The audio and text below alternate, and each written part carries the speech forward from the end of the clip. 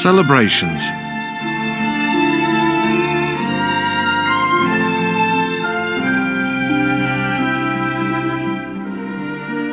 Many countries have special days when everyone celebrates the special people in their lives.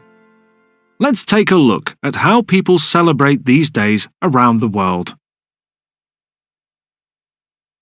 Women's Day. Women's Day is on the 8th of March. In Kazakhstan, it's a national holiday and everyone has the day off work. On this day, Kazakhstanis celebrate women. Men give flowers and other gifts to their mothers, sisters, and wives. Children give gifts to their mothers and female teachers. Father's Day. Many countries celebrate Father's Day.